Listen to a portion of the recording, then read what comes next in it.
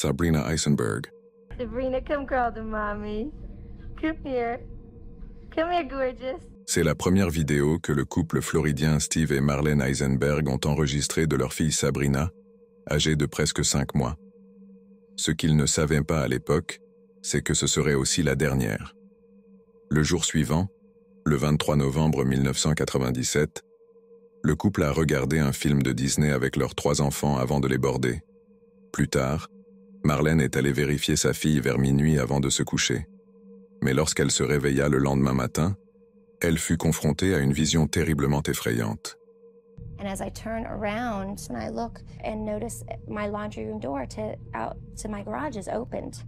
And then as I get closer, I'm looking now out to the street and seeing that my garage door is up. So now I'm just looking straight out to the street. Elle se précipita immédiatement dans la chambre de Sabrina, qui était la plus proche du garage. Malheureusement, il était déjà trop tard. I ran into the first bedroom, which is Sabrina's room, and I look in the crib and Sabrina's gone. And I scream. Cela a bouleversé Marlene au plus profond d'elle-même, ce qui est clairement apparent dans son appel perturbant au 911. 911. Hello. I need to believe my baby's been kidnapped. All right, ma'am, need to calm down. Okay. All right, take a deep breath. What do you see, baby's been kidnapped? I just got up to wake my son up. My garage door was wide open. My house to my door was wide open, and my baby's gone out of the crib. How old is the baby? My baby is 5 months old. Oh God, help me. Après un examen plus approfondi, le couple découvrit que la disparition de Sabrina était en partie de leur faute. Ils avaient oublié de fermer la porte du garage la veille au soir. Lorsque la police intervint, elle lança une chasse à l'homme pour retrouver le supposé kidnappeur, ce qui devint la plus grande chasse à l'homme de l'histoire de la Floride à l'époque. L'enquête sur la chambre de Sabrina révéla une empreinte mystérieuse et des empreintes digitales non identifiées près de son berceau. Cela aurait dû être la preuve que quelqu'un avait déjà enlevé la petite Sabrina.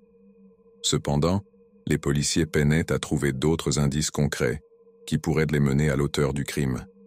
Ainsi, au lieu de continuer leurs recherches à l'extérieur, ils dévièrent leur attention et se tournèrent vers Steve et Marlene. The idea that someone could have walked into a suburban home in the middle of the night, plucked a 5-month-old child out of her crib, obviously raised a lot of suspicion around the Eisenbergs. It's unusual for a true kidnapping. A lot of times they find out that it's someone the family knew or had knowledge of, and that's part of the leads we're looking at. Les parents de Sabrina étaient désormais les principaux suspects dans l'affaire de la disparition de leur propre fille. Ils furent convoqués à plusieurs reprises pour des entretiens approfondis et reçurent également l'instruction de passer des tests de polygraphe. Si Steve réussit ces tests, les résultats des tests de Marlene furent jugés non concluants en raison du stress qu'elle éprouvait. Il semblait que les autorités avaient déjà pris leur décision concernant Steve et Marlene en tant qu'auteurs du crime et cherchaient simplement à trouver des preuves pour étayer cette conclusion. À un moment donné, ils demandèrent, même à Marlene, de paraître froide et indifférente à la télévision, et utilisèrent cela pour remettre en question la légitimité de ses sentiments pour sa fille. Please bring our baby back to us. She needs her mother and her father, and we all miss her and love her very much, and we need her to come home to us, please. It backfired because the perception was that they were cold. Marlene was seen by some as being not authentic, unemotional. Law enforcement seemed to focus in on that display. It took all the strength that I had to say what I said, and then the minute I was done, I broke down in tears. Okay, hysterical. But of course the cameras were not put on me then. Les choses en arrivèrent à un point où Steve et Marlene ne souhaitèrent plus parler à la police et engagèrent un avocat pour les protéger. Cependant, cela n'a fait qu'aggraver la situation pour les Eisenberg, car le 12 décembre 1997, les forces de l'ordre obtinrent l'autorisation du tribunal pour installer des dispositifs d'écoute cachés dans leur maison. Ces dispositifs restèrent actifs pendant près de 3 mois et capturèrent plus de 2600 conversations entre le couple. La police utilisa ensuite ces enregistrements pour construire un dossier contre Steve et Marlene. Ils affirmaient avoir trouvé des preuves des aveux du couple concernant le meurtre de Sabrina. Ces transcriptions présumées comprenant des déclarations telles que « Le 23 décembre 1997, Marlène aurait dit à Steve « Le bébé est mort et enterré. Il a été retrouvé mort parce que tu l'as fait. Le bébé est mort. Peu importe ce que tu dis, tu l'as juste fait. » À quoi Steve aurait répondu « Chérie, il n'y avait rien que je puisse faire. Nous devons discuter de la manière dont nous pouvons battre l'accusation. Je ne romprai jamais le pacte familial et notre histoire, même si la police me retenait. » Le 21 janvier 1998, Steve aurait dit « J'aimerais ne pas lui avoir fait de mal, c'était la cocaïne. » Et 10 autres déclarations incriminantes similaires. La police utilisa ces enregistrements comme preuve pour pénétrer dans la maison des Eisenberg et arrêter le couple. Cependant, lorsque la police présenta ces preuves au tribunal, le juge ne parvint pas à distinguer les phrases qui auraient été prononcées. L'affaire fut donc rejetée, et Steve et Marlène gagnèrent même un procès en retour, obligeant l'État à payer leurs frais d'avocat pour cette fausse accusation. D'après mes recherches, je suis assez confiant que Steve et Marlène n'étaient probablement pas responsables de la disparition de leur fille. L'un de leurs anciens voisins vint également à leur défense dans un commentaire YouTube qui disait « J'habitais à environ un demi-mile des Eisenberg au moment de cette tragédie. Nous avions également un bébé de 6 mois à l'époque. Je n'ai jamais déplacé aussi rapidement le berceau de mon fils dans notre chambre principale pendant 1 mois ou plus après cet incident. Personnellement, après avoir beaucoup entendu parler de l'affaire, et connaissant quelqu'un qui connaissait la mère, ces gens ne pouvaient pas être responsables. Ce sont vraiment des parents formidables et une famille normale et décente. Mon cœur va vers ces personnes à ce jour. Notre fils a 25 ans maintenant. Sabrina aurait 25 ans ce mois de juin. C'est tellement triste. » Malheureusement, pendant que la police se concentrait sur la culpabilité de Steve et Marlène, le véritable coupable continuait d'échapper à leur emprise. Cela fait maintenant plus de 27 ans que Sabrina a disparu. Il est incertain si elle est encore en vie ou si elle a rencontré une mort prématurée. Cependant, le couple Eisenberg n'a pas perdu espoir. Paulette Djebara Farah. Le 21 mars 2010, la famille Djebara rentrait d'un voyage à leur domicile au Mexique. Ce soir-là, les parents couchèrent leurs 2 filles, ignorant que ce serait la dernière fois qu'ils verraient l'une d'entre elles vivante. Le lendemain matin, la nounou de la famille, Erika, entra dans la chambre de Paulette Djebara Farah, âgée de 4 ans, pour la réveiller, mais elle constata que la fillette avait disparu. Paulette n'était nulle part dans la pièce. Erika fouilla la chambre de fond en comble avant d'alerter Lisette Farah, la mère de Paulette. Celle-ci contacta immédiatement les autorités, qui déclenchèrent une enquête sur la disparition de l'enfant. Mais ce qui semblait être une disparition ordinaire se transforma en une affaire totalement hors du commun. Paulette souffrait de graves handicaps physiques, l'empêchant de se déplacer seule. Pourtant, les enquêteurs ne trouvèrent aucun signe d'effraction ni d'enlèvement. C'était comme si la fillette s'était volatilisée. Face à l'absence de pistes concrètes, le bureau du procureur général diffusa un avis de recherche décrivant la situation de Paulette, qui fut affiché dans toute la région. Arlette, la sœur de Lisette, publia également des photos de l'enfant sur les réseaux sociaux.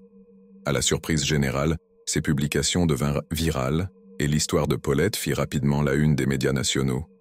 Le soir même, Lisette apparut à la télévision dans un message émouvant adressé aux éventuels ravisseurs. Elle les supplia de rendre sa fille, proposant de la déposer dans un lieu bondé, comme un centre commercial, tout en promettant que la famille ne porterait pas plainte. Malheureusement, ces appels désespérés restèrent sans réponse. Ce n'est que 9 jours plus tard, le 31 mars, que l'histoire prit un tournant macabre. Le corps sans vie de Paulette fut découvert dans sa propre chambre, coincé entre le matelas et le pied de son lit. À première vue, cette découverte aurait dû mettre un terme à l'enquête. Mais les nombreuses incohérences entourant sa disparition soulevèrent des questions troublantes. Comment personne n'avait-il pu remarquer le corps de l'enfant, à quelques mètres seulement de l'endroit où elle avait été vue pour la dernière fois? La maison des Djebara avait été minutieusement inspectée par des professionnels équipés de chiens spécialisés. Comment avait-il pu passer à côté de cette évidence? Encore plus surprenant, pourquoi personne n'avait-il perçu l'odeur de décomposition? Comme l'a noté un internaute dans un commentaire sur YouTube, J'ai découvert un corps une fois, dans un appartement au sous-sol. Nous étions venus suite à une plainte pour une odeur. Il y avait des mouches partout et elles étaient énormes. L'odeur était épaisse, imprégnait tout. C'était en été, chaud et humide. Elle était morte depuis 3 jours. Il est impossible que Paulette soit restée dans cette pièce pendant 9 jours sans que personne ne remarque. L'odeur de la mort se répand partout. Ces observations renforcent les mystères autour de l'affaire Paulette Guebara Farah. Comment une telle situation a-t-elle pu passer inaperçue aussi longtemps? Les incohérences et les zones d'ombre continuent de faire de cette affaire l'une des plus troublantes de l'histoire récente. Après la découverte du corps de Paulette, l'affaire aurait pu être classée comme une enquête bâclée si la chambre avait été immédiatement scellée après sa disparition. Mais ce ne fut pas le cas. Dans les jours suivant l'incident, la pièce devint un véritable lieu de passage. De nombreux visiteurs y entrèrent, et certains invités dormaient même dans ce lit où le corps de Paulette fut finalement retrouvé. Lisette Farah elle-même donna une interview assise sur ce même lit, sans rien remarquer d'anormal. Comment cela est-il possible? La seule explication plausible à ces incohérences est que le corps de Paulette n'était pas sous le matelas lors des premières recherches, mais qu'il y fut placé ultérieurement, possiblement par l'un de ses parents, voire les deux. Selon le rapport officiel du coroner, Paulette serait montée seule sur son lit, serait tombée tête la première dans l'espace entre le matelas et le cadre, et se serait asphyxiée avant que la nounou Erika ne vienne la chercher le lendemain matin. Cependant, plusieurs éléments contredisent cette version officielle. Par exemple, au moment où les secouristes découvrirent le corps, Paulette portait un pantalon sombre avec des motifs de girafe rose. Or, quelques jours auparavant, Lisette avait présenté ce même pantalon lors d'une interview, où elle montrait les affaires personnelles de sa fille. Lors de cette interview, Lisette fit un commentaire déroutant. Me va a hacer la pijama de mi grande. De su niña. Ok. Ya ni quiero decir que tengo, pero no voy a... Sí, más vale, ¿verdad? Pero mejor me la cortan y la sacamos. Si quiere, platíqueme. Un autre détail accablant se trouve dans la vidéo officielle, où les autorités découvrent le corps de Paulette. Les enquêteurs remarquèrent plusieurs taches de sang sur les draps, dont certaines étaient aussi grandes qu'un ballon de football. À un moment dans la vidéo, un des enquêteurs fit une remarque choquante.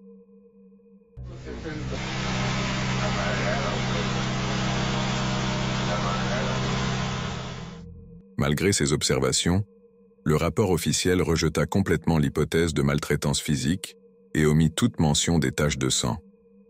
Lorsque ces détails furent rendus publics, l'indignation éclata à travers le Mexique, entraînant la démission d'Alberto Baz, alors procureur général de l'État de Mexico.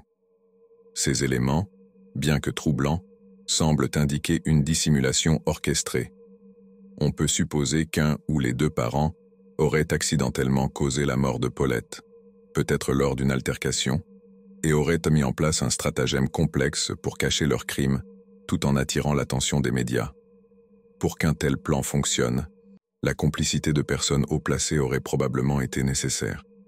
Cependant, cette hypothèse reste une spéculation, car aucune preuve directe n'incrimine les parents. Après 14 ans, il est peu probable que la vérité éclate, à moins qu'une personne détenant des informations ne décide de parler.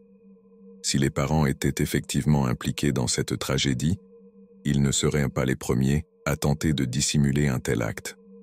Malheureusement, l'affaire Paulette Guebara Farah demeure une énigme, un sombre mystère inscrit dans les annales judiciaires. Jarid Atadero.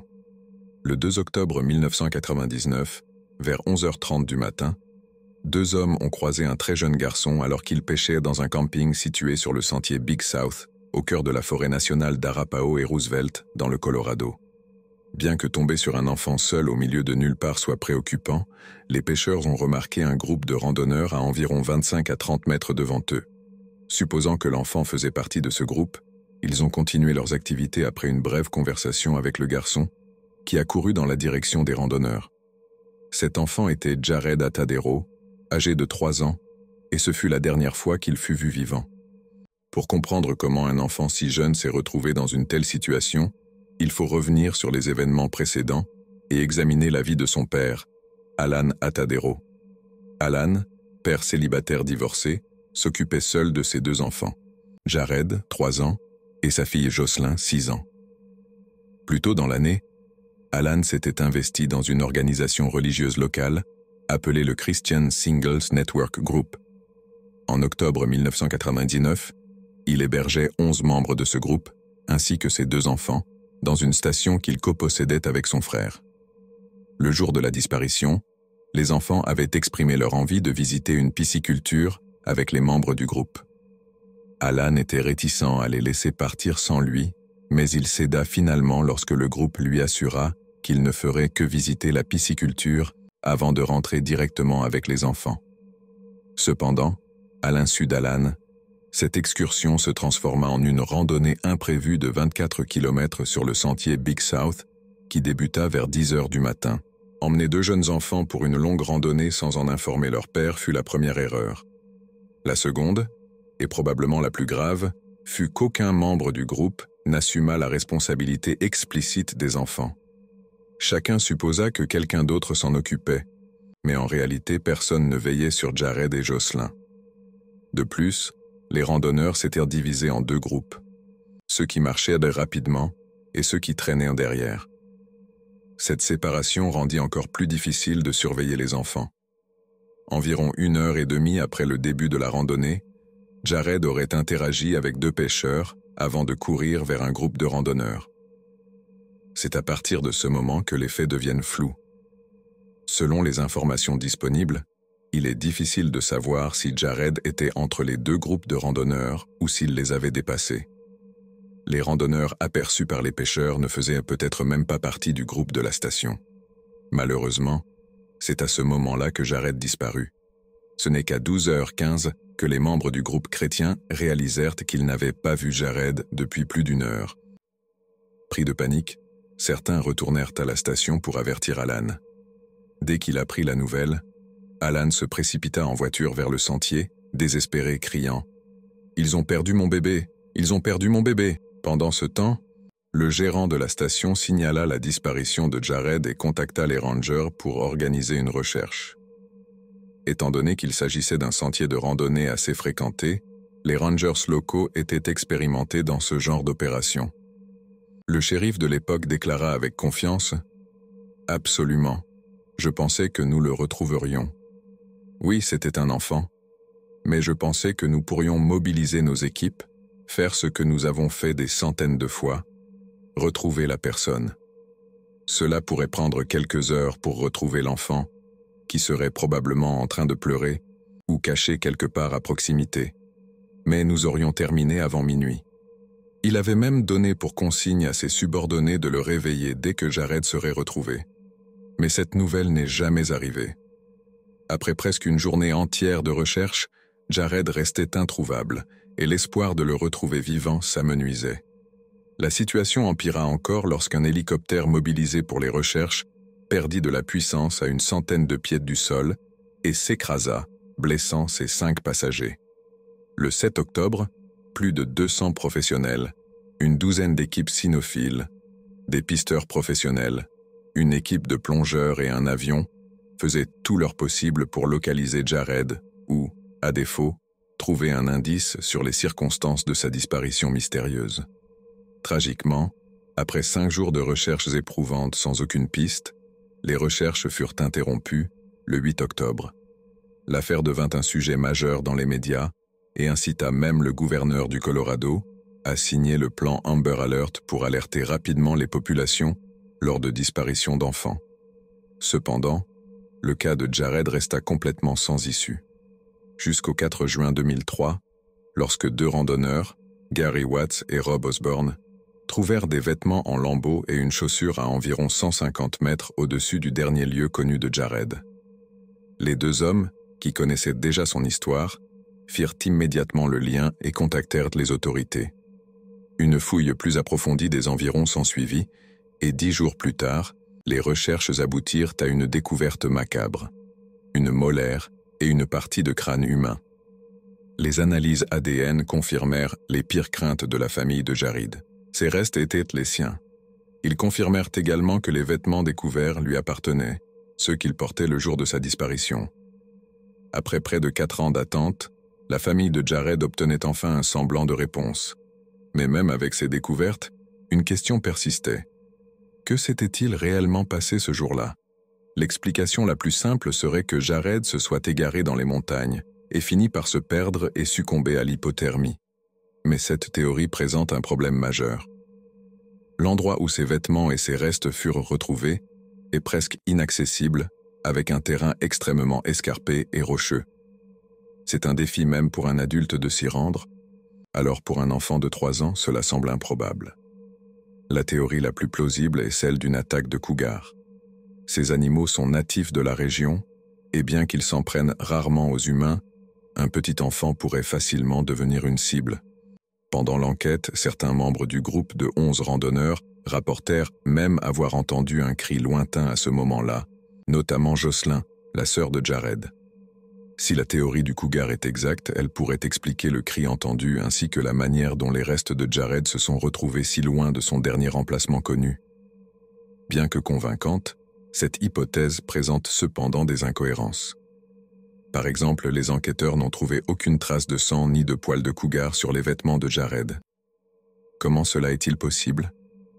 Plus étrange encore, le pantalon de Jared était retourné à l'envers lorsqu'on l'a retrouvé dans la forêt. Je ne vois aucune explication logique à ce qu'un cougar ou tout autre animal puisse retourner un pantalon de cette façon. De plus, les baskets retrouvées étaient en excellent état, ce qui est surprenant après avoir passé 4 hivers dans les montagnes du Colorado. Tous ces éléments suggèrent une théorie bien plus troublante. Jared aurait en réalité été enlevé, puis tué par un autre être humain. Selon cette hypothèse, les baskets de Jared seraient restées en bon état parce que son ravisseur aurait dispersé ses restes sur la montagne des années après l'incident. Je sais que cette idée est terrifiante, mais c'est la seule explication qui semble correspondre à tous ces détails étranges. Malheureusement, même avec toutes les preuves disponibles, le cas de Jared demeure un mystère, tout comme le jour de sa disparition, et la vérité sur ce qui lui est arrivé pourrait ne jamais être connue. Lucy Meadows. Le 25 juillet 1996, Jan Meadows se rendit au Rivergate Mall, à Goodlettsville, dans le Tennessee, pour vendre des objets artisanaux lors d'un marché aux puces. Après s'être garée, elle ouvrit la portière arrière de sa voiture pour faire sortir sa fille de 3 ans, Lucy. Elle se dirigea ensuite vers le côté passager pour récupérer les objets qu'elle allait vendre. Mais lorsqu'elle revint de l'autre côté, Lucy avait disparu. Affolée, Jan alerta immédiatement la sécurité du centre commercial, qui entreprit une recherche approfondie dans tout le bâtiment et aux alentours. Cependant, Lucy restait introuvable. Dans les semaines qui suivirent, la police consacra des centaines d'heures à l'enquête. Elle interrogea une centaine de témoins et de proches, suivit plusieurs pistes, parla avec des parents d'enfants ressemblant à Lucy et visionna les enregistrements de vidéosurveillance du parking. Bien que les vidéos soient trop floues pour révéler des indices concrets, elles montraient Jan Meadows errant sur le parking, semblant chercher quelqu'un. Malgré tous ses efforts, aucun élément ne permit de localiser Lucy ou de comprendre ce qui lui était arrivé. Cependant, l'enquête prit une tournure beaucoup plus troublante lorsque la police commença à s'intéresser de plus près à Jan Meadows. Pour donner un contexte, Jan était une immigrée coréenne, séparée de son mari Tom, et vivant avec une autre femme coréenne, Yeon S-Dae, également connue sous le nom de Tammy. Dans sa déclaration initiale, Jan affirma qu'elle n'avait détourné les yeux que quelques secondes, ce qui aurait suffi pour que Lucy disparaisse. Mais des incohérences dans son récit et des éléments troublants allaient bientôt émerger, compliquant encore davantage le mystère de la disparition de Lucy Meadows. She said she opened the door and walked around to the trunk, and then the daughter disappeared. Mais après quelques semaines, Jan changea son récit, affirmant qu'elle avait été occupée pendant 10 à 15 minutes au lieu de quelques secondes. Cette différence considérable modifia radicalement la perception de l'affaire. Comme l'a expliqué l'enquêteur principal, si la disparition de Lucy s'était étalée sur une durée de 10 à 15 minutes, les recherches auraient été beaucoup plus approfondies dès le départ. Ce changement soudain mit Jan sous les projecteurs en tant que principal suspecte. La police soumit Jan à 2 tests au polygraphe qu'elle échoua tous les 2. Après cela, elle devint réticente à coopérer avec les enquêteurs. Pendant ce temps, un voisin rapporta un incident troublant. Il avait vu Lucy errer seule à l'extérieur un matin de mars, vêtue de manière inappropriée pour la météo et en pleurs. Les enquêteurs interrogèrent également Tammy, la colocataire de John, dont les déclarations ne concordaient pas totalement avec celles de cette dernière, ce qui renforça les soupçons. La police et le FBI effectuèrent alors une fouille minutieuse de la maison des Meadows, de leur ferme et des environs. Malgré ces efforts, aucune preuve ne fut découverte impliquant Jan ou Tammy, et l'affaire resta en suspens, sans aucune piste, pendant les 18 années suivantes. En novembre 2004, un témoin se manifesta. Il affirma avoir vu Lucy étendue sur le sol chez elle, enveloppée dans une couverture, semblant être morte un jour avant sa prétendue disparition. Bien que la police n'ait jamais révélé l'identité de ce témoin, il pourrait s'agir de Daniel, le fils de Tammy, qui avait 11 ans à l'époque des faits. Si l'on prend son témoignage pour vérité, de nombreuses incohérences dans le récit de la disparition de Lucy se dissipent. Elle serait morte avant le 25 juillet, date de sa prétendue disparition. Jan aurait alors dissimulé son corps quelque part et inventé une histoire d'enlèvement pour camoufler la réalité. Quant à la responsabilité de sa mort, elle pourrait incomber à Jean, à Tammy ou aux deux. La cause pourrait aller de la négligence grave à des abus accablants, mais rien ne peut être confirmé. Si Jean et Tammy ont réussi à dissimuler la vérité pendant plus de 28 ans, il est peu probable qu'elles avouent un jour. Cela dit, l'affaire demeure ouverte au département de police de Goodlettsville. Peut-être qu'un nouveau témoin se manifestera à l'avenir et révélera enfin la vérité sur ce qui est arrivé à Lucy Meadows.